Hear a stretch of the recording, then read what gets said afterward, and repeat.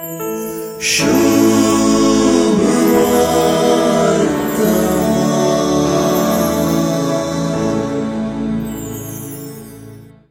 सुवार्तेंत फारिजेव आणि तांच्या पंगडाच्या शास्त्रींचो एक अवगुण स्पष्ट जाता. तो अवगुणूंचो गुणगुणचो. आज ते सुंकांगारां आणि पातक्यां सांगता तुम्ही खातात पियेतात कित्याक म्हणून गुणगुणोवन जेजूक सवाल करतात. लुकाचे सुवार्तेच्या 15व्या अध्यायांत हो मनीस पातक्यांक घेता आणि तांच्या सांगता जेवंकी जेवता म्हण ते गुणगुणतात.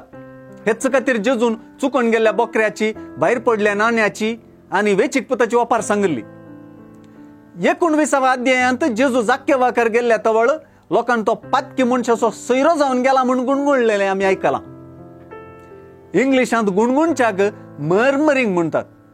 जेजून विशेष करून पातक्यां संगी चल्लेली रीत वा तांकां लागीं केल्ली गजाल फारिजेवांनी आणि शास्त्र्यांनी गुणगुणोवंक कारण जाता. जेजूची चाल तांकां नापसंद जाली म्हणून हातून स्पष्ट जाता.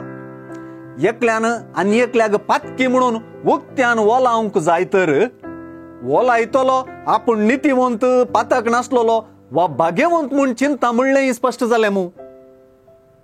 फारिजेवांनी आपणाकच भाग्यवंत म्हूण लेखलें तें व्हड न्हय.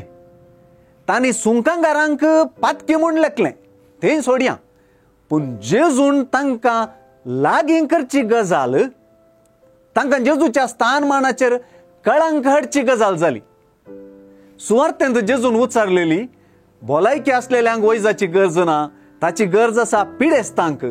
हांव आयलां पातकी जिणी बदला म्हणून पातक्यांक आपोवंक, धर्मवंतांक न्हय.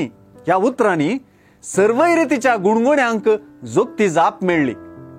फारिजेवांच्या गुणगुण्यांचें कारण जेजूच्या मिसावाचें कारण जालें. ह्या मुखांतर फारिजेवांच्या गुणगुण्यांनी सुवार्तेची चावी आटापल्या गाय. बिलकुल कोणाक लागीं केल्ल्या खातीर फारिजेवांनी जेजू थंय शीण उसारलो वा ते गुणगुणले की तांचेच खातीर आपूण आयला म्हणून जेजून दमून सांगलें. लुकाचे सुवार्तेंत पातकी सुंकागार ते पातकीच उरले नांत जिनी बदलापाचो संदेश तांणी तांचो करून घेतलो. देखून जेजून तांकां आपणाची करून घेतली.